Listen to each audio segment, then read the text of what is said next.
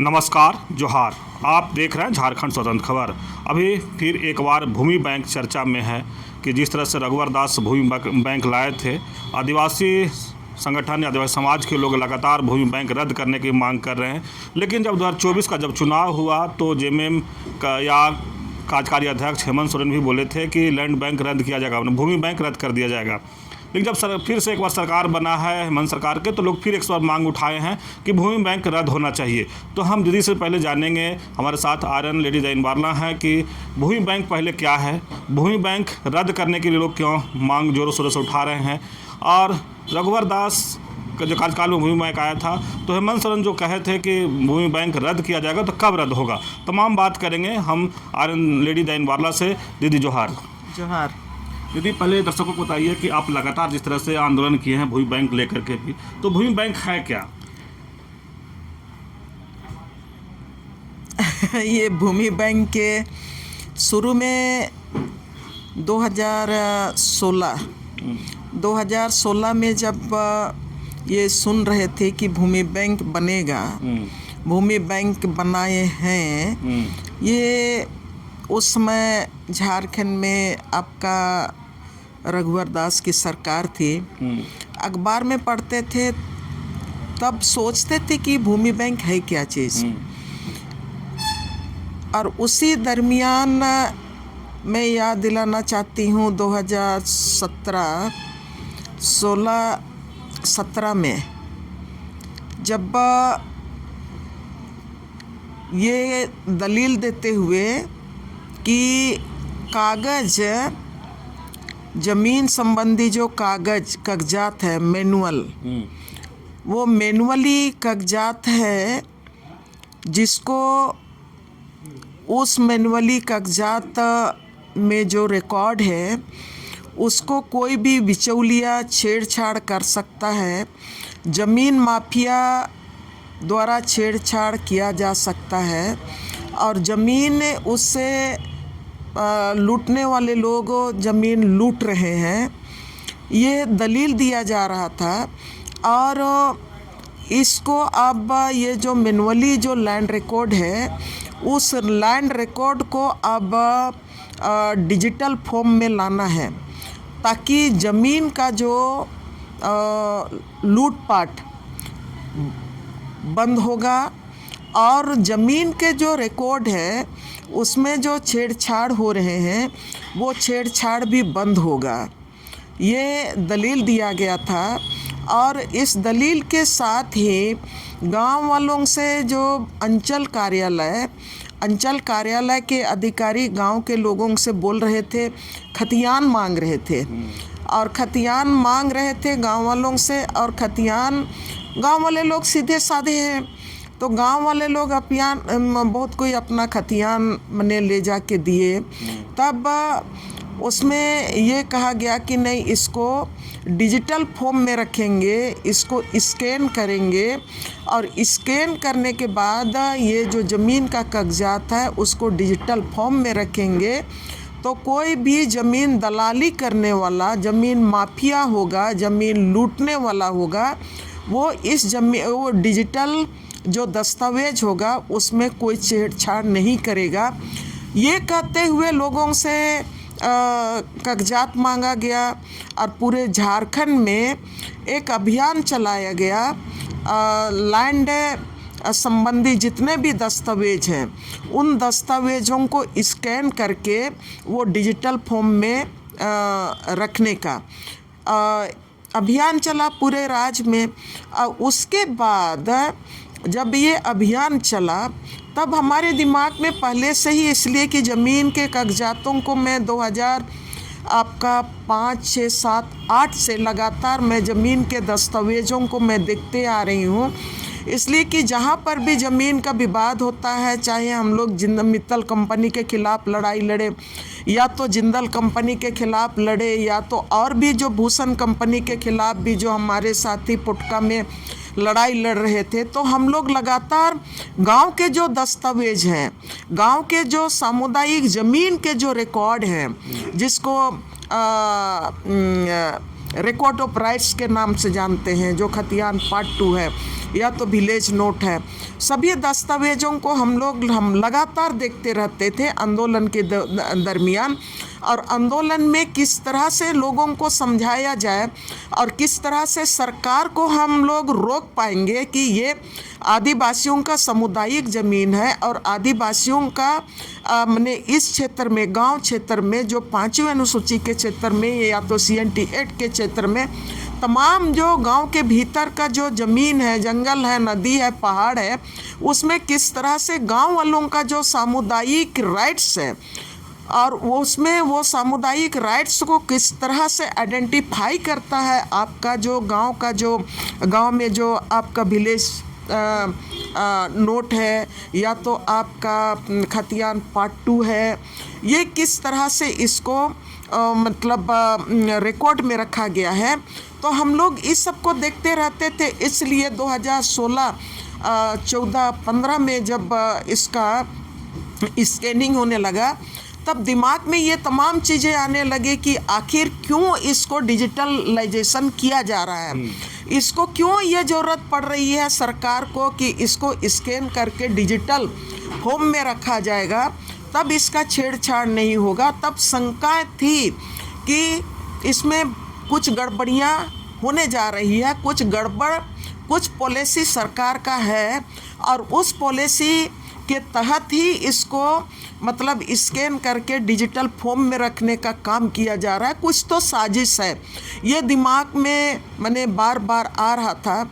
लेकिन जब 2014 और 15 तक गांव वालों का जब ज़मीन का आपका रेवेन्यू, ज़मीन का जो आपका रसीद है, लगान है, वो आपका मैनुअली कटा। उसमें गांव वाले लोग जाते थे आपका अंचल कार्यालय में नहीं भी जाते थे तो जहां पर अमीन बैठता था, हल्का अमीन बैठता था, वहां पर वो लोग जाते थे। तो हल्का कर्मचारी अमीन वही रसीद काटता था, तो वो वहाँ से रसीद काट के मैनुअली वो किसानों को दे देता था।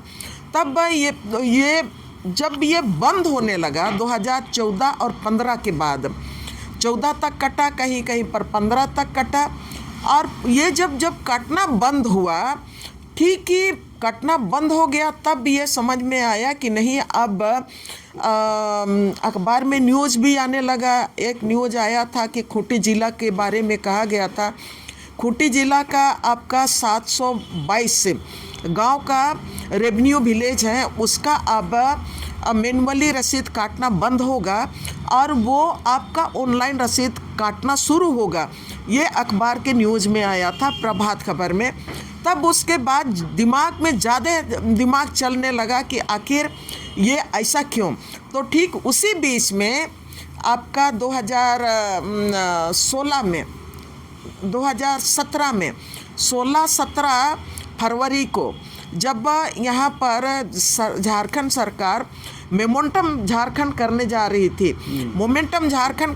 रही थी, तब उस समय आपका अखबारों में आने लगा कि झारखंड सरकार ने झारखंड में करीब 21 लाख एकड़ ज़मीन भूमि बैंक में रखा है, और वो भूमि बैंक का जो ज़मीन होगा वो व्यवसायियों के लिए, व्यवसाय को सरलीकरण करने के लिए ज़मीन हस्तांतरण माने ज़मीन का माने खरीद बिक्री या तो ज़मीन का विचलन को आप माने सरल करने के लिए ये लैंड बैंक बनाया गया है। ये अखबार सब में आने लगा। जब अखबार सब में आने लगा, उसका पूरा आंकड़ा सामने आया भूअर्जन विभाग से, तब उसके बाद तब तक बहुत सारी चीज़ें वेबसाइट आ गई थी। झारखंड सरकार का झार भूमि वेबसाइट आ गया था। तब झार भूमि में जाके मैं उन तमाम चीज़ों को देखने लगी कि ये भूमि बैंक कैसे बना है, क्या है। तब आपका 2016 से ही शुरू हो गया था, तो मैं बहुत सारा चीज़ को उस समय ऑनलाइन तमाम चीज़ें खुली थी, उसमें कोई प्रतिबंध नहीं था। जिस तरह से अभी जो जटिल कर दिया गया है, उस समय वो जटिलता नहीं था। तो मैंने बहुत सारा चीज़ों को उसी समय से डाउनलोड करना शुरू कर दिया और पूरी तरह से अध्ययन करना शुरू कर दिया कि ये भूमि बैंक है क्या चीज़ और भूमि बैंक कैसे बनाया। उसके बाद उसको और तरीके और मजबूत तरीके से समझने के लिए और ये कहने के लिए कि सरकार के सामने या तो पब्लिक के सामने ये बताने के लिए ऑथेंटिक रूप में, तो मैंने आरटीआई डाला। आरटीआई डाला खूंटी आपका भूअर्जन विभाग में आरटीआई डाला। मैंने रांची में भी राज्य में जो भूअर्जन राजस्व और भूमि सुधार विभाग उस समय के सोन ये थे आपका सचिव थे, तब भी मैंने वहाँ पर आरटीआई डाला। लेकिन यहाँ वाले लोग राज्य से देने में आनाकानी कर दिया, आनाकानी किया। अब अधिकारी लोग बोले कि हाँ आपको दे दिया जाएगा, आपको पेन ड्राइव में दे दिया जाएगा, आपको ये कर दिया जाएगा। मैंने पेन ड्राइव भी दे मेरा लोग ले लिया, बहाना बनाया। लेकिन यहाँ राज्य से मुझको नहीं दिया, जिला से मुझको मिला। जिला से जब मुझको मिला तो पहले ही हमने पूरा स्टडी करके रखा कि भूमि बैंक कैसे बनाए। उसमें जितने भी आपका नदी है, नाला है, गांव क्षेत्र में जो छोटी नदी बहने वाली है या तो बड़ी नदी, कारो नदी जैसे बड़ी नदी जो बह रही है, उन तमाम नदियों का भी उनका किस तरह से मापदंड वो लोग निकाला नहीं जानते हैं। कारो नदी का भी जब देखे कि उसमें 300 जगह कई प्लॉट मिला के हमने देखा कि तोरपा ब्लॉक क्षेत्र में ही कारो नदी का 300 एकड़ जमीन, उसमें आपका तोरपा आपका सिर्फ 3-4 गांव का आपका कोचा से लेके गुट्टू से डेरांग से फटका मौजा, ये जो 3 मौजा 4 मौजा का जो जमीन है, उधर से जो कारो नदी बह रही है उसका माने नदी का जो जमीन है उनको उसी को 300 एकड़ वो लोग भूमि बैंक में डाला है। और उसी तरह से आप पूरे क्षेत्र का मैंने स्टडी करने का कोशिश की। तो भूमि बैंक बनाने के लिए उन्होंने ज़मीन को 3 कैटेगराइज में बांटा। एक तो आपका गरमजरुआ आम को भूमि बैंक बनाने के लिए 1 डिसमिल से 50 डिसमिल तक एक सीरीज में रखा और 51 डिसमिल से 100 डिसमिल तक का एक इसमें रखा। एक एकड़ से नहीं डिसमिल, 1 डिसमिल से आपका 50 तक का को 51 से फिर 100 तक का को 100 से फिर 200 तक एकड़ तक का, सबको अलग अलग उन लोगों को मैंने कैटेगराइज करके रखा।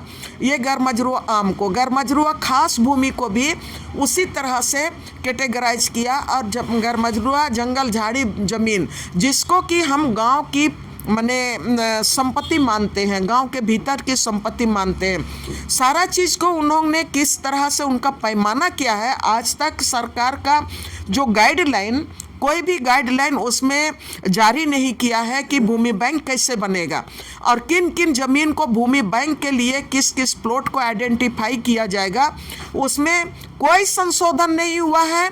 एक तो इन तमाम चीज़ों को करने के लिए भूमि बैंक में जो ज़मीन को शामिल कर रहा है, उसके लिए रघुवर दास ने कोई मैंने CNT एक्ट में संशोधन नहीं किया, उन्होंने 5वें अनुसूची में संशोधन नहीं किया, लेकिन उन्होंने सिर्फ एक योजना के तौर पर लाया और सब जगह को निर्देश दिया कि आप भूमि बैंक बनाओ। और सभी जगह लोगों ने ज़मीन का कैटेगराइज करने के बाद कहीं पर गरमजरुआ आम जमीन में आपका नदी नाला जंगल झाड़ नदी नाला सरना मसना ससंदरी सबको रखा। और कहीं पर आपका सबसे ज़्यादा खूंटी जिला में रास्ता को भी रखा, जो गाय चलने वाली जो मैंने छौर बोलते हैं गांव का भाषा में, बकरी गैया ले जाते हैं, उस छौर को भी, गाय छौर को भी उसमें भूमि बैंक में डाल दिया। और तो और भूमि बैंक में आपका जो खेत के बीच में बड़े बड़े आड़ है, मेड़ है, उनको भी भूमि बैंक में डाल दिया। और जो झरना है, नदी है, नाला है, सबको भूमि बैंक में डाल दिया। और में ये खूंटी जिला का बात है। दूसरे तरफ का दूसरे जिला का मैंने उसको स्टडी करके देखा तो बहुत जगह जैसा आपका लातेहार और पलामू क्षेत्र जिला में आपका गैरमजरूआ आम जमीन में जो रास्ता वगैरह को आइडेंटिफाई नहीं किया, वहाँ पर आपका जो आपका सरना मसना है उस ज़मीन को उस इलाके में आइडेंटिफाई नहीं किया। लातेहार में हाँ, उधर तो आपका एससी इलाका है तो उधर मंदिर मस्जिद का सवाल है, तो उधर देवस्थल धार्मिक स्थल है, उन लोगों को भी आइडेंटिफाई किया। बहुत जगह में मस्जिद भी आइडेंटिफाई है, आपका मंदिर भी आइडेंटिफाई है। तो ये जो सामाजिक यूज के जो परंपरागत चाहे तो धार्मिक स्थल थे, धार्मिक समुदाय के धार्मिक जो मान्यता के जो स्थल थे वो भी उसमें है। और जंगल, जिसको जंगल और झाड़ी जिसको हम कहते हैं कि आपका 5वीं अनुसूची में या तो CNT एक्ट के क्षेत्र में आप उसको गांव की सामूहिक संपत्ति हम लोग मानते हैं, इसलिए कि 5वीं अनुसूची में और फॉरेस्ट राइट एक्ट में और CNT एक्ट में भी ये कहता है कि नदी और नाला जो सार्वजनिक उपयोग का है वो गांव की सामूहिक संपत्ति है, उसका कोई एक व्यक्ति के नाम से कोई लगान नहीं काटा जाता है।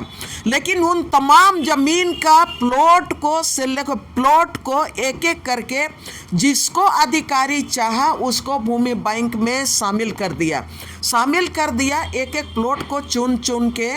और फिर उसका आपका जैसे आप रिकॉर्ड के आधार पर देखेंगे तो सबसे ज़्यादा पूरे जो 24 जिला का झारखंड है उसमें सबसे ज़्यादा आपका सिमडेगा जिला में 2 लाख से ज़्यादा एकड़ जो है आपका भूमि बैंक में डाला गया है। और उसी तरह से आपका गुमला जिला का 1,88,000 से ज़्यादा एकड़ ज़मीन भूमि बैंक में डाला गया है। उसी तरह से खूंटी जिला में देखेंगे तो आपका 37,000 एकड़ से ज़्यादा ज़मीन भूमि बैंक में डाला गया है। रांची जिला, सभी जिलों का उसी तरह से आपको आंकड़ा मिलेगा। तो ये हैरानी की बात है कि जब अभी हम लोग बात कर रहे हैं कि आप जो सवाल कर रहे हैं कि ये तो मैं भूमि बैंक क्या है, और इसमें एक तो सरकार ने इसमें कहीं पर भी संशोधन नहीं किया और कहीं पर भी भूमि बैंक बनाने का क्या ठोस पैमाना है, सरकार के पास कोई पैमाना नहीं था। इसलिए कि जब मैंने स्टडी किया और स्टडी करने के बाद जब मैंने किताब लिखी और उसमें मैंने सब कुछ देखने का कोशिश की किस किस जिला में गैरमजरूआ आम को डाला गया है, कहाँ कहाँ पर आपका गैरमजरूआ खास को डाला गया है, कहाँ कहाँ पर गैरमजरूआ आम को नहीं डाला गया है, और कहाँ कहाँ पर आपका 1 एकड़ से गैरमजरूआ आम में 1 एकड़ से 50 एकड़ को नहीं डाला है, कहाँ कहाँ पर पूरे मतलब गैरमजरूआ आम जमीन को छोड़ दिया गया है। तो अलग अलग ज़िले में भूमि बैंक में प्लॉट को डालने की कैसे डाला, मतलब कोई गाइडलाइन नहीं था, कोई सिस्टम नहीं था, कोई उसमें आपका कोई पैमाना नहीं था। तो लोगों ने जैसे सरकार ने आदेश दे दिया कि बिना मैंने देरी किए कारपोरेट घराने को जहां चाहेंगे वहां पर ज़मीन हम दे पाएंगे, इसी उद्देश्य से ये भूमि बैंक बनाया और उसको पूरी तरह से वो सिंगल विंडो सिस्टम से जोड़ा। सिंगल विंडो सिस्टम का मतलब है, सबको जानते हैं कि जब ज़मीन का आप हस्तांतरण करेंगे या तो ज़मीन की खरीद बिक्री होगी, तो पहले का जो सिस्टम था उस सिस्टम में किसी गांव का ज़मीन को अगर कोई खरीदना चाहता तो उस गांव के उसमें गवाह लोग होते थे कि फलाना का ज़मीन, जैसे आप अगर ज़मीन बेच रहे हैं तो आपका ज़मीन कौन सा ज़मीन है, और उसके लिए आपके गांव के लोग गवाह होते, 3 गवाह होते और वो वेरीफाई करते कि हाँ आपका ये फलाना ज़मीन का ज़मीन को आप इतना बेच रहे हैं। इस ज़मीन को बेचने के बाद भी आपके पास जीविकोपार्जन के लिए ज़मीन बच रहा है, एग्रीकल्चर के लिए ज़मीन बच रहा है। ये गांव का जो ग्राम सभा या तो गांव के जो लोग थे ना गवाह, वो लोग आपको मतलब ये परमिशन देते। उस परमिशन के बाद फिर आपका यहाँ पर CI परमिशन देता। उसके बाद फिर से अगला कड़ी में रजिस्ट्री के बाद समय भी आपका जो गवाह लोग थे वो आपको का उसमें आपका गवाह जाता, गवाह आपका मने सिग्नेचर करता। ये तमाम चीज़ें थी जिसमें कि कई लेयर में, कई पार्ट में ग्राम सभा की भूमिका होती, गांव के लोगों की भूमिका होती ज़मीन का ट्रांसफ़र करने में, खरीद बिक्री में। लेकिन इन तमाम चीज़ों को ही उस समय रघुवर सरकार ने ये कहा कि ज़मीन का कानून में सरलीकरण किया जाए ताकि विकास की जो गाड़ी है ना, ज़मीन जो हस्तांतरण, ज़मीन लेने देने की जो प्रक्रिया है उसमें कोई रोक टोक ना हो, कोई विलम्ब ना हो। इसीलिए यह सिंगल विंडो सिस्टम के साथ जोड़ दिया और सिंगल विंडो सिस्टम के द्वारा आप कहीं पर भी जर्मनी में बैठा हुआ आदमी एक सुदूर गांव का ज़मीन को वो डॉट झाड़ भूमि में जाके वो ज़मीन देख सकता है, आइडेंटिफाई कर सकता है और वहीं पर ज़मीन का खरीद बिक्री, यानी आखिरी जो प्रोसेस होता है वो मोटेशन होता है खरीद बिक्री का, वो मोटेशन भी वहीं से कर सकता है और वहीं से वो अपना ज़मीन का खरीद बिक्री में जो पैसा का लेन देन सारा तो अभी ऑनलाइन हो रहा है। तो ये है भूमि बैंक को इसलिए बनाया गया और इस तरह से बनाया गया ताकि जो भी ज़मीन कहीं पर भी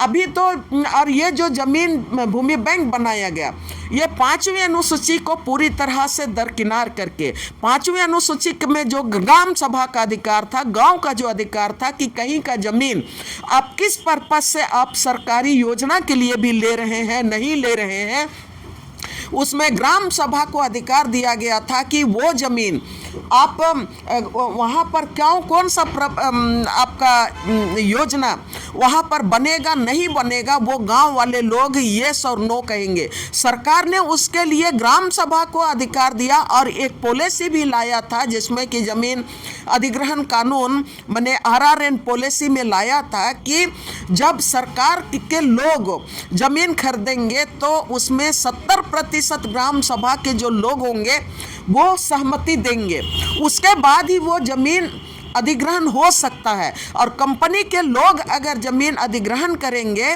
तो ऐसे परिस्थिति में ग्राम सभा के आपका 80% लोग सहमति देंगे तभी वो ज़मीन अधिग्रहण हो सकता है, ज़मीन हस्तांतरण हो सकता है। ये प्रक्रिया उसमें था और CNT एक्ट में भी ये प्रक्रिया था। लेकिन ये जो लैंड बैंक इसलिए बनाया गया कि ये तमाम प्रक्रिया को किनारे रखा जाए और ये प्रक्रिया को खारिज कर दिया गया।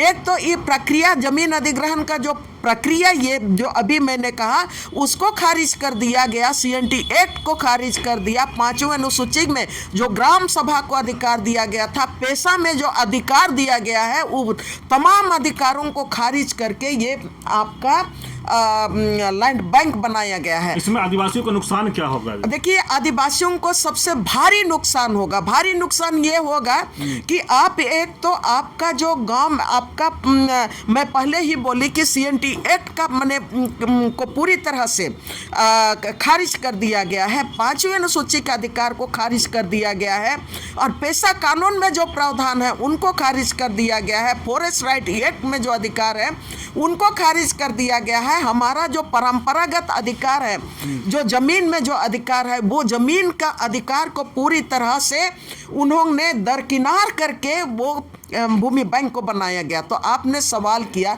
आज मैं ये बता रही हूँ कि जब 5वीं अनुसूची के क्षेत्र में और पेशा कानून का अधिकार के क्षेत्र में या तो आपका फॉरेस्ट राइट एक्ट में भी कहता है कि एक गांव के सीमा के भीतर में जितने भी आपका प्राकृतिक संसाधन है, नदी नाला है, गिट्टी है, बालू है या तो जंगल है, झाड़ है, वो गांव की सामुदायिक संपत्ति है। और खतियान पार्ट 2 में भी ये कहता है कि ये तमाम जो संसाधन है वो गांव की सामुदायिक संपत्ति है, वो कोई एक व्यक्ति का नहीं है। नदी का पानी को सबको यूज करते हैं, जितना दूर जाता है वहाँ का। गांव वाले लोग कभी टैक्स नहीं देते थे। जंगल झाड़ में जहाँ पर खेती बाड़ी लोग नहीं करते थे वहाँ का जो जलावन के लिए लाते हैं, आपका घर छरने के लिए लाते हैं, हल के लिए हल बनाने के लिए लाते हैं, जो भी उनका जो परंपरागत आवश्यकता होता था खेती बाड़ी से लेके घर दुरा से लेके सबको, उसके लिए गांव वाले लोग तय करते थे कि आप जंगल से कितना लकड़ी ला सकते हैं, नहीं ला सकते। अब ये तमाम चीज़ें तो वो ज़मीन को, वो उस प्लॉट को, वो उसी को भूमि बैंक में डाल दिया। अब तो यो ज़मीन को जिस तरह से आप देख रहे हैं कि पूरे झारखंड के जंगल के भीतर में रातों रात वहाँ पर आपका ये जो क्या बोलते हैं इसका घेरा, अभी तो घेरा डालने के लिए भी बहुत आसान तरीका बना दिया गया है। आपका सीमेंट का तख्ती बना के पूरा जंगल को घेरने का काम हो रहा है। अब वहाँ पर वो लोग आइडेंटिफाई कर रहे हैं कि गरमजरुआ भूमि बैंक में कौन ज़मीन है। अब वो ज़मीन को, उस ज़मीन का यूज कौन करेगा, अब उसका यूज करने का राइट को किसका है। जब ये भूमि बैंक में जो ज़मीन के प्लॉट है उसको कौन यूज करेगा, तो आपका उसमें सरकार का जो वेबसाइट है उसमें भी आप जाके देख सकेंगे। और अब ये जो भूमि बैंक में जो ज़मीन है, अब सरकार, केंद्र सरकार उसको लैंड डिजिटलाइजेशन प्रोग्राम में लेके आया है। ज़मीन भू अभिलेख कार्यक्रम के तहत में पूरे देश का ज़मीन का एक ही लिंक बना दिया है, और एक लिंक में लाके अब लैंड रिकॉर्ड मॉडर्नाइजेशन कार्यक्रम के तहत अब तो एनआईसी उसका मालिक हो गया है, एनआईसी के हाथ में है। ये लैंड रिकॉर्ड में जितना भी ज़मीन आ गया है वो केंद्र सरकार एनआईसी के हाथ में है, केंद्र सरकार का पंचायती राज के हाथ में है। और पंचायती राज के हाथ में होने के नाते अब वो ज़मीन अब वो सरकार के हाथ में है, और सरकार जहाँ पर भी जिसको ज़मीन लेना चाहिए, चाहे दलाल हो माफिया हो, पहले तो दलाल हो माफिया हो, सारे लोग अब जो पूरे जंगल को घेर रहे हैं। जहाँ पर 5वां अनुसूची का क्षेत्र है वहाँ पर तो आप पूरी तरह से जंगल घिर चुका है। जमीन जहाँ तहाँ लोग लूट रहे हैं, जहाँ तहाँ लोग गांव के भीतर में जाके वो अपना जमीन कब्जा कर रहे हैं, इसलिए कि उन लोगों को पता नहीं है कि कौन गैरमजरूआ कौन भूमि बैंक में है। लेकिन जब गांव वाले लोग विरोध कर रहे हैं तो गांव में अभी इसको लेके क्लेश चल रहा है।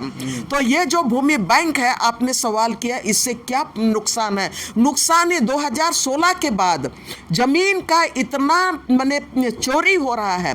अब तो साइबर क्राइम, अब पहले पैसा का साइबर क्राइम हम लोग सुनते थे, बैंक में होता था, पैसा बैंक से लोग माने क्राइम करते थे।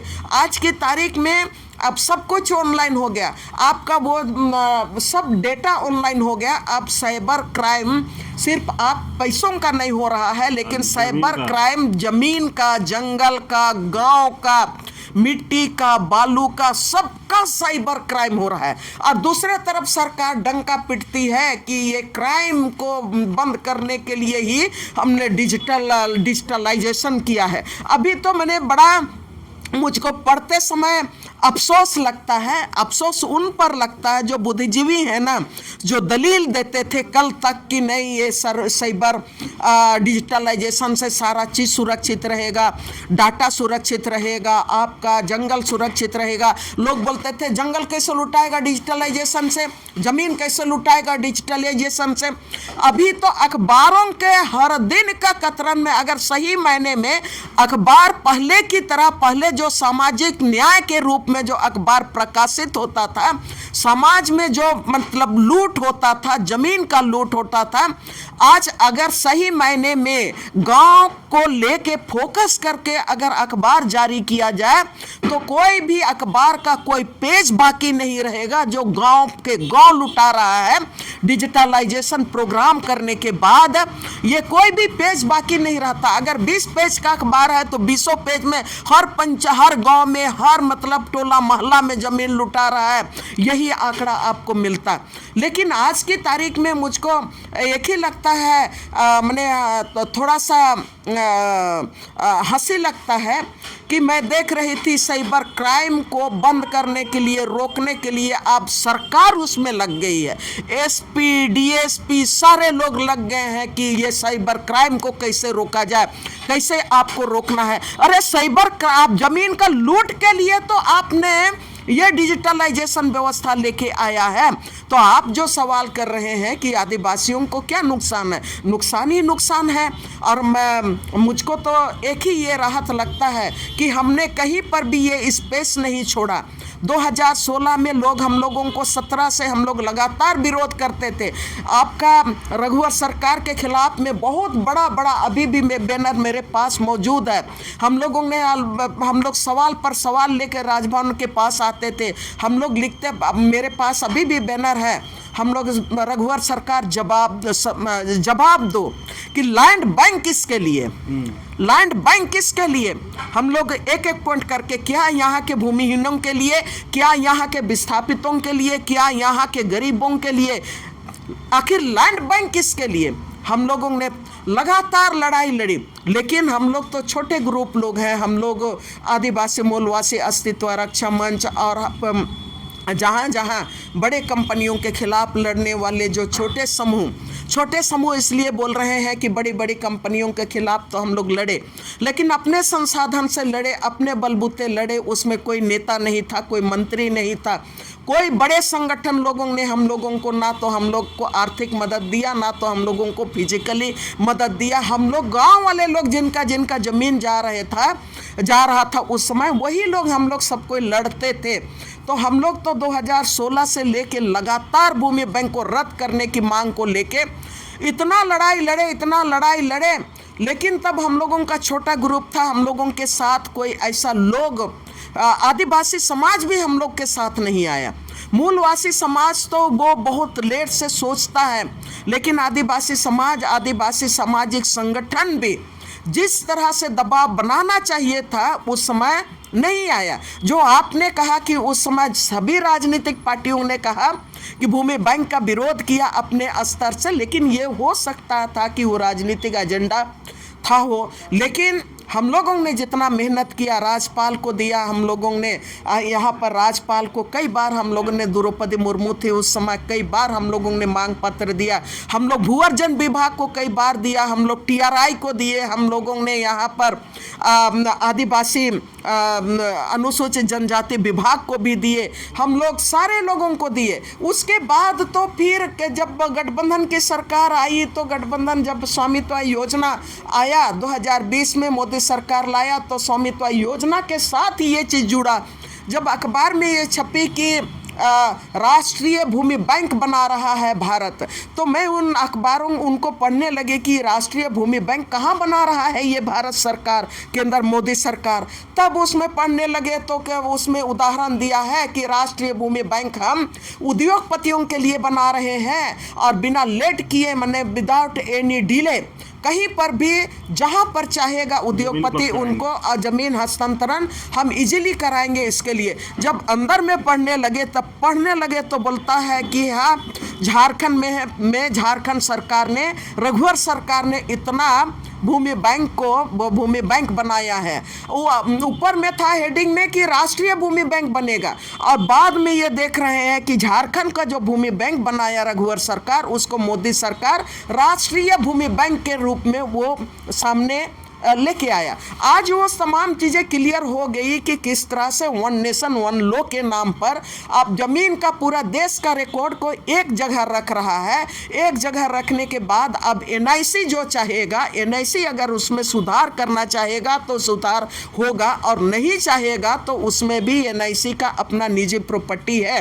तो ये भूमि बैंक को रद्द करने की बात यहाँ जो आपने कहा, निश्चित रूप से जो आपने सवाल किया कि ये कब होगा, अब गठबंधन की गठबंधन सरकार जो है वो अपना चुनाव में मैनिफेस्टो में रखे थे कि लैंड बैंक रद्द किया जाएगा, लेकिन अब सत्ता में आए हैं तो क्या ये रद्द होगा या फिर इस तरह से राजनीतिक होगा इस पर मुझको लगता है कि मुझको भी याद है मैनिफेस्टो में, यहाँ विधानसभा का मैनिफेस्टो में भी था, लोकसभा का मैनिफेस्टो के समय भी था। अभी गठबंधन की सरकार है, अब सरकार को इसको पूरी तरह से इस पर समिति बनाना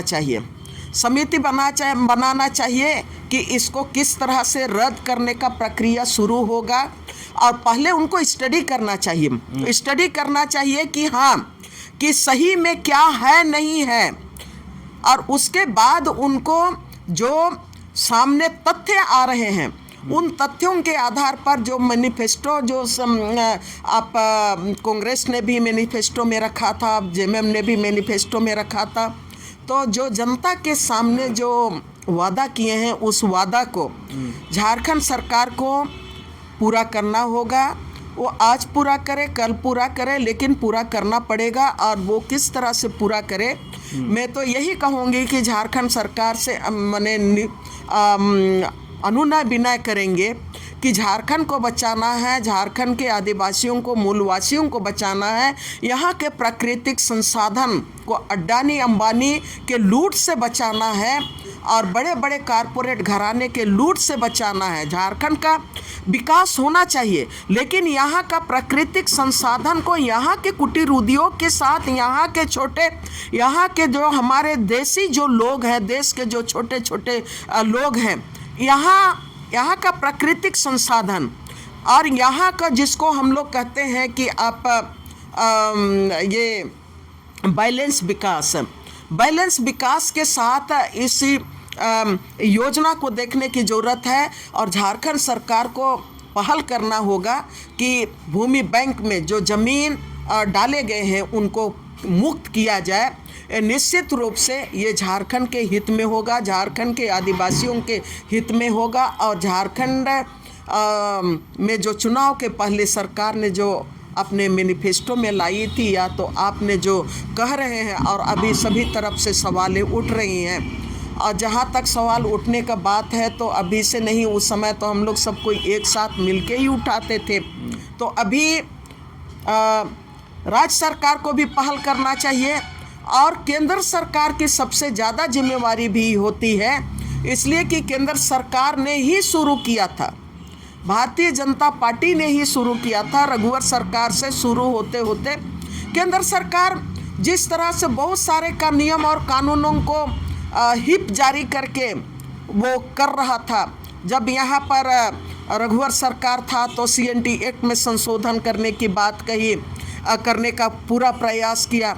या तो जैसे सत्ता में आया तो 2014 आपका मई महीना में 16 जून में, तो उसके बाद जल्दी से वो आपका 2014 31 दिसंबर को भूमि अधिग्रहण अध्यादेश लाया। अध्यादेश कब लाते हैं? अध्यादेश तब लाते हैं जब सरकार अल्पमत में होता है, या तो उनको लगता है कि नहीं इस पर हम कानून के रूप में बहस में लाएंगे तो इसमें सहमति नहीं मिलेगी, तब अध्यादेश लाया जाता है। जब आप अपने हित के लिए, अपने अडानी और अंबानी जैसे मित्रों के लिए आप देश का कानून में अध्यादेश ला सकते हैं, तो आप भी देश में पूरे झारखंड के केवल नहीं है भूमि बैंक, पूरे देश में भूमि बैंक भारतीय जनता पार्टी ने बनवाया है। पूरे देश का पूरा 5वीं अनुसूची में बनवाया है। तमाम पूरे देश का, झारखंड सहित पूरे देश में जो भूमि बैंक बने हुए हैं उसको रद्द करें। चाहे वो उनका जो राजकाल भारतीय जनता पार्टी का राज सत्ता चल रहा है, वहाँ पर भी भूमि बैंक बना है, वो आदेश दे, रद्द होगा। क्यों रद्द नहीं होगा? तो रद्द करने की मांग सबको कर रहे हैं। दीदी एक और सवाल है लोगों में, अभी बुद्धिजीवी जो हैं पेशा JPRA पेशा 1996 में सब उलझे हैं, लेकिन लैंड बैंक रद्द के मांग को लेकर कोई आवाज़ नहीं उठा रहे हैं। आप देखिए, सब कोई पेशा और JPRA 1 में उलझे हैं। अच्छी बात है, बहस होनी चाहिए। बहस से बहुत सारा स्पष्टता लोगों में भी आती है, समाज में भी आती है। हम लोगों ने बहुत पहले ये बहस का बहुत सारा दौर देख लिया। राज बनने के पहले हम लोग नारा लगाते थे कि कैसे लोगे झारखंड, लड़के लेंगे झारखंड अलग राज बना।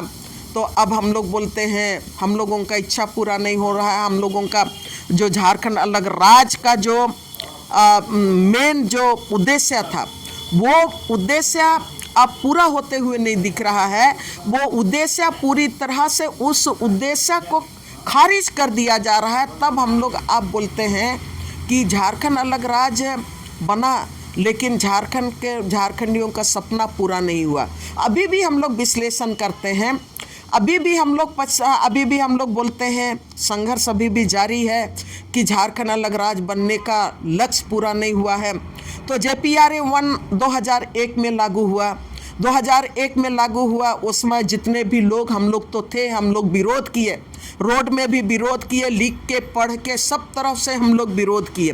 उस समय भी भारतीय जनता पार्टी की सरकार 2000 से आपका 2006 तक भारतीय जनता पार्टी की ही सरकार थी। पहले बाबूलाल मरांडी था, बाबूलाल मरांडी थे उसी समय ये आपका औद्योगिक कानून झारखंड भी लाया और ये JPRA 1 को भी लेके आया। तब से हम लोग उसका प्रतीक को कभी जलाए, कभी रोड में खड़ा हुए, कभी राजभवन में खड़ा हुए, हम लोग विरोध किए। जितना विरोध का नतीजा ही था कि ये 2010 तक वो पंचायत चुनाव JPRA 1 के तहत नहीं हुआ था।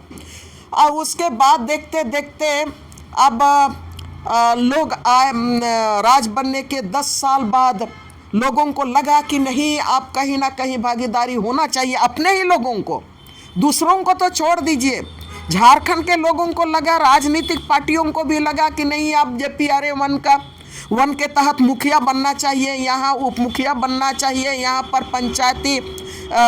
पंचायत में जाना चाहिए हमको, यहाँ पर ये विकास का योजना इस तरह से लागू होना चाहिए। लोग भाग लिए और 2010 में पहला चुनाव हुआ। हम लोग तो उस समय भी विरोध में खड़ा रहे, तो ना हम लोग मुखिया बने ना सरपंच बने। हम लोग को भी अवसर था, हम लोग भी उस समय पहला नगर निकाय का चुनाव हुआ था, हम लोग भी मेयर बनते, लेकिन हम लोग तो उस समय अपना राजहित, समाज हित की बात करते थे। और हमारे CNT एक्ट में क्या कहता है, 5वीं अनुसूची में क्या कहता है और पेशा कानून में क्या कहता है। 1996 के बाद हम लोग वही बात बोलने लगे कि पेशा कानून ने ये अधिकार हमको दिया है, तो उस पर हम लोग लड़ते रहे।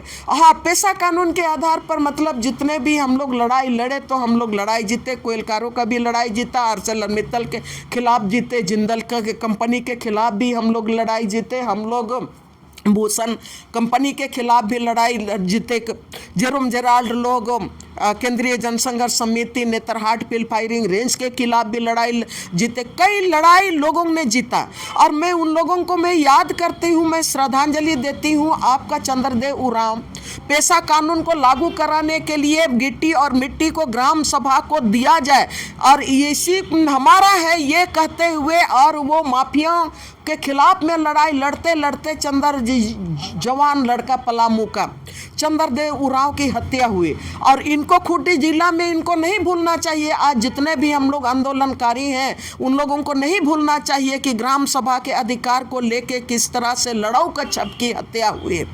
लड़ाऊ कच्छप गांव के सीमा के भीतर में गिट्टी मिट्टी बालू ग्राम सभा का है, ये पेशा कानून के तहत में ये अधिकार है और इसी का लड़ाई माफियाओं के खिलाफ में वो लड़ रहा था और ग्राम सभा को रॉयल्टी देने के लिए उन्होंने लड़ाई लड़ा और यही कर्रा में लड़ाऊ कच्छप की हत्या हुई। तो ये लड़ाई का वो फेज भी हम लोगों ने देखा और जहाँ पर अभी पेशा कानून की लड़ाई लोग लड़ रहे हैं वो अच्छी बात है, लड़ाई होनी चाहिए, लेकिन ज़मीनी लड़ाई पर भी अभी जिस तरह से पेशा कानून के नियमावली को लेके कोई JPRA 1 में मैंने समाहित बोलते हैं, कोई कुछ बोलते हैं। चलिए, सब कोई को लोकतंत्र में लड़ने का अधिकार है, बोलने का अधिकार है, इससे समाज मजबूत होगा, बहस होनी चाहिए। लेकिन मेरा ये कहना है कि जब ये जो लैंड बैंक की बात होती है और पेशा कानून की बात होती है और 5वीं अनुसूची की बात होती है तो ये 2016 में लैंड बैंक बना, 5वीं अनुसूची को उल्लंघन करके, पेशा कानून का उल्लंघन करके। लेकिन मैं ये कहना चाहती हूँ कि 2016 से जिस तरह से हम लोगों ने लड़ाई लड़ा, अगर उस समय हम लोगों को लोग साथ देते, राज्य के आदिवासी एक हो जाते, किसान एक हो जाते, तो मुझको लगता है कि आज की तारीख में उसी समय भूमि बैंक भी रद्द हुए रहता। और जो 5वीं अनुसूची का पालन की बात करते हैं, पेशा कानून के आत्मा को जिंदा रखने की बात करते हैं, ग्राम सभा के अधिकारों की रक्षा की बात करते हैं, आज केंद्र सरकार को, भारतीय जनता पार्टी का ये कहीं पर दाल नहीं गलता कि भूमि बैंक को आज की तारीख में हमारी सरकार भी आते आते जब जनता का इस तरह से दबाव बनता, जनता का दबाव जब बनता है तो आपकी सरकार भी बात सुनती है और विपक्ष का अगर कोई सरकार है तो विपक्ष की सरकार भी बात सुनती है। मैंने कई इस मतलब अपने सरकार के भीतर में रह के कई आंदोलन को मैंने नज़दीक से देखा। मित्तल कंपनी के खिलाफ जब हम लोग आंदोलन कर रहे थे तब सत्ता में वहाँ पर क्या बोलते हैं खूंटी लोकसभा में सुशीला केरकेटा थी। सुशीला केरकेटा ने वहाँ की जनता की बातों की आवाज़ को सुना। उन्होंने जनता के आवाज को सुना, तब ना हम आंदोलनकारियों पर दमन नहीं किया। हम लोगों का जो आवाज था, हम लोगों की जो बातें थी, जरूर वो संसद होके बोलते थे कि हाँ बनना चाहिए, लेकिन जिस तरह से कुचल आज की तारीख में भारतीय जनता पार्टी पूरे देश में जन आंदोलनों को कुचलने का काम कर रहा है, आंदोलन के नेताओं को देशद्रोह घोषित कर रहा है, तो उस समय हमारे माननीय सांसद स्वर्गीय सुशीला केरकेटा वहाँ की जनता की आवाज़ को सुना। कांग्रेस जो सत्ता में बैठी हुई थे उन्होंने भी आवाज़ को सुना, और जब सुना तभी ना वो आर्सेलरमित्तल को जमीन जबरदस्ती जनता के आवाज़ को कुचल के आर्सेलरमित्तल को जमीन नहीं दिया। और दूसरा आंदोलन हमने ये भी देखा है सरकार किस तरह से सुनती है। उस समय मुझे याद है 16 दिन के लिए गुरुजी उस समय मुख्यमंत्री बने थे। आर्सेलरमित्तल के लोग गुरुजी से जाके मिले। गुरुजी बोला मैं तो तैयार हूँ, लेकिन जनता नहीं चाह रही है। गुरुजी भी चाहते तो उस समय हमारे आंदोलन को कुचल के आर्सेलरमित्तल को जमीन देता, नहीं दिया। मैं एक दूसरा मैं उदाहरण देना चाहती हूँ। जब नगड़ी में हम लोग जमीन बचाने 270 एकड़ जमीन बचाने का लड़ाई लड़ रहे थे, उस समय भी केंद्र में सरकार में गर्व से कहना चाहती हूँ कि कांग्रेस की ही सरकार थी उस समय, और उस समय ग्रामीण विकास मंत्री जयराम रमेश थे। उनसे भी हम लोग आग्रह किए। यहाँ कांग्रेस के लीडर उस समय यहाँ विधायक लोग थे, लेकिन हम यहाँ की जनता जब जयराम रमेश से भी हम लोग मिले, पूरा फाइल दिए, तो उन्होंने कहा कि यहाँ के नगरी के बहुफसली ज़मीन में ये IIIT वगैरह नहीं बनेगा, और उन्होंने कहा कि ऐसा जगह में बनना चाहिए जहाँ पर एग्रीकल्चर प्रभावित नहीं होगा, जहाँ से विरोध नहीं होगा, जनता विरोध नहीं करेगी। ऐसा जो आपका बंजर भूमि है, पथरीली भूमि है, वहाँ पर बनना चाहिए। आज की तारीख में IIIT कहाँ पर बना है? देख लीजिए, सुकुर हुटू में बना है।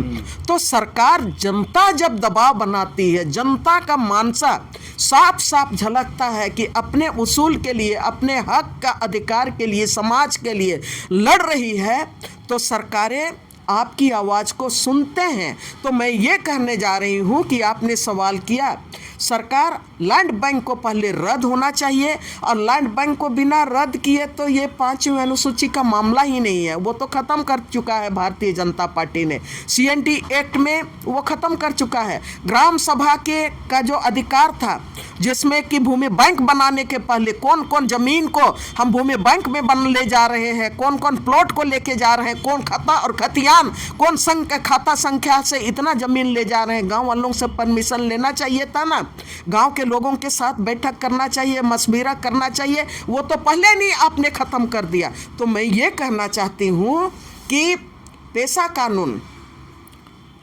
कानून के साथ जब तक आप भूमि बैंक को रद्द नहीं करेंगे, तब आज की तारीख में हमारा CNT एक्ट का 46 सेक्शन है, 46 सेक्शन था, उसको अमेंडमेंट कर लिया।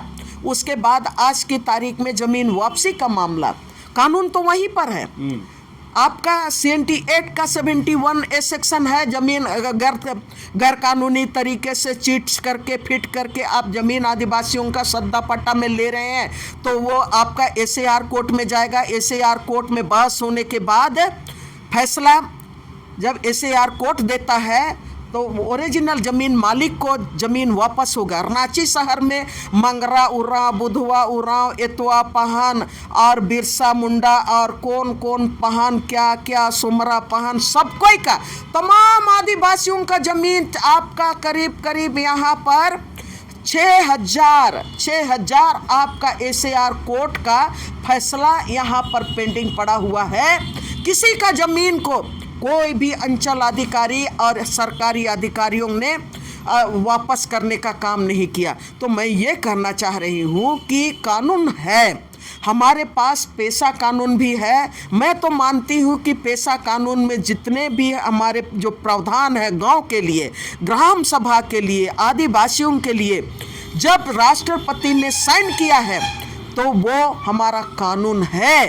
तो जो भी प्रावधान है उसी प्रावधान के तहत में ग्राम सभा को अधिकार मिलना चाहिए और उसका वायलेशन करके ही भूमि बैंक बना है। तो मैं ये कहना चाहूँगी, आपने सवाल किया, मैंने सरकार के से गुजारिश कर रही हूँ कि सरकार निश्चित रूप से, अभी तो साल भर हुआ है, मैं तो सुन रही हूँ कई लोग हम लोग को भी गाली दे रहे हैं कि मैंने ये लोग मैंने सरकार गठबंधन की सरकार लाने के लिए बोले और अभी तक मैंने पैसा ये नहीं हो रहा है। वो पानी पीने की तरह नहीं होता है ना। जब रघुवर सरकार सारा चीज़ को बर्बाद करके चला गया, हर चीज़ को बर्बाद करके चला गया, कानून बदल गया, एक से एक कानून बदल के चला गया। अभी नरेंद्र मोदी कई कानून को बदल दिया। बदल देने के बाद इतना आसान नहीं होता है कि उस कानून को फिर पहले का जो स्वरूप है उसमें लाने के लिए, लेकिन निश्चित रूप से सरकार कोशिश करेगी, ये हमारा मानना है। और ये भूमि बैंक पर भी वो मैंने सरकार से आग्रह करते हैं। और पेशा कानून को तो मैं बहुत सोचती हूँ, मनले होले पत्थर नहीं होले देवता। अगर हम मानते हैं, हमारा CNT एक्ट है, हमारा SPT एक्ट है, और 24 दिसंबर 1996 में जो भी प्रावधान पे हमारे लिए गांव के अधिकार के लिए साइन हुआ, तो अरे वो कानून तो पहले, वो अधिकार तो हमको दे लो। गांव में जो ग्राम सभा को अधिकार दिया है, मैं एक बात कहना चाहती हूँ, इसलिए कि मैं बहुत पीड़ित हूँ, अपने लोगों के गांव के भीतर में जाती हूँ। आज की तारीख में गांव को जिस तरह से सशक्त करना चाहिए, आदिवासी समाज को, आदिवासी नेतृत्व को जिस तरह से गांव का ग्राम सभा को सशक्त करना चाहिए, हम वहां पर काम नहीं कर पाए हैं। गांव के ग्राम सभा के लोग आज भी, लोग धमका देते हैं तो डर जाते हैं, लोग बंदूक धर के जाते हैं, दलाल बंदूक धर के जाता है, बड़े बड़े फॉर्च्यूनर में जाते हैं, बड़े बड़े स्कॉर्पियो में जाते हैं। वहाँ पर हम गांव वालों के साथ खड़ा नहीं हो रहे हैं। ऐसे परिस्थिति में ग्राम सभा को जिस तरह से मजबूत करना चाहिए, परंपरागत ग्राम सभा को, और सरकारी ग्राम सभा तो अपना जा रहा है, अपना माफिया दलाल के साथ जा रहा है, अपना जितना भी ठेकेदार है उनके साथ जा रहे हैं। लेकिन परंपरागत ग्राम सभा को मजबूत करने के लिए हम तमाम सामाजिक संगठन हैं, हम तमाम जो समाज को लीडरशिप देने वाले हैं, वहाँ पर जब भी गांव वाले लोग संकट में पड़ते हैं, तो अगर हम उनके सामने खड़ा हो जाए गांव वालों के साथ, तो मुझको लगता है कि जो ग्राम सभा को जो अधिकार है, माफिया और दलाल उनको धमका नहीं सकेंगे। और जो ग्राम सभा को जो अधिकार है, ग्राम सभा निश्चित रूप से अपने तरह से काम करेगी। अपने तरह से काम करने का मतलब, मैं ये बात आखिरी में कहना चाहती हूँ, ग्राम सभा के द्वारा ही हम लोगों ने 2021 और 22 में जब स्वामित्व योजना आ रही थी और यहाँ पर ड्रोन सर्वे की बात हुई थी, तब यहाँ पर झारखंड सरकार को हम लोग बार बार बोलते रहे, धरना से, प्रदर्शन से, ग्राम सभा का मेमोरेंडम से, और सरकार को सुनना पड़ा। ग्राम सभा की बातों को सरकार सुनी। तो मैं ये बात कहना चाहती हूँ पूरे राज्य के संगठन से, जन आंदोलन से, ग्राम सभा को मजबूत करने के लिए हम हर बात में सरकार के तरफ ना जाएं, लेकिन ग्राम सभा जो अपना परंपरागत ग्राम सभा है, ग्राम सभा जहां संकट में है, वहां पर हमको जाके खड़ा होना चाहिए ग्राम सभा के साथ। तो निश्चित रूप से ग्राम सभा अपना काम करेगी, और जो पेशा के तहत जो अधिकार ग्राम सभा को दिया गया है, वो ग्राम सभा उसके तहत में गांव भी बचाएगी, जमीन भी बचाएगी, जंगल भी बचाएगी। हमारा 5वीं अनुसूची का रक्षा भी उन्हीं के द्वारा होगा, मैं ये मानती हूँ। चलिए, अभी आप सुन रहे थे आयरन लेडी जैनवाला की बात, और हम फिर एक बार कह दें कि भूमि बैंक या लैंड बैंक पर एक बड़ा खुलासा आज किए, इसलिए कि आंदोलन तो कई सालों से करते आ रहे हैं, इसका अनुभव भी, आंदोलन का अनुभव भी था, लेकिन इस तरह का आज जो खुलासा किए हैं शायद ये कभी नहीं किए होंगे। तो जिस तरह से ग्राम सभा की बात की है कि पारंपरिक ग्राम सभा जो है उस पर जो उसमें अधिकार है वो देने के लिए या दिलाने के लिए कई लोग को हत्या भी हो गया।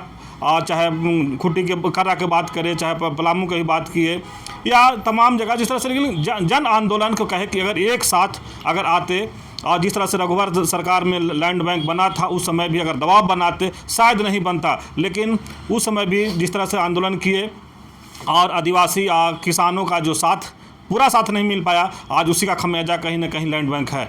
तो जिस तरह से अब इस सरकार से इन लोग चाह रहे हैं, या जिस तरह से सरकार बनाने के समय भी लैंड बैंक का जिक्र था, अब चाह रहे सरकार उसको समिति बना करके उसको रद्द करे और एक कहें कि अपना अनुभव भी उनको बता रहे हैं कि किस तरह से लैंड बैंक रद्द होगा। तो देखना होगा कि सरकार जिस तरह से रघुवर सरकार लैंड बैंक बनाए थे तो हेमंत सरकार उसको कैसे कैंसिल करते हैं। तो इस तरह की खबर को देखने के लिए आप झारखंड स्वतंत्र खबर से जुड़े रहिए। जोहार, नमस्कार।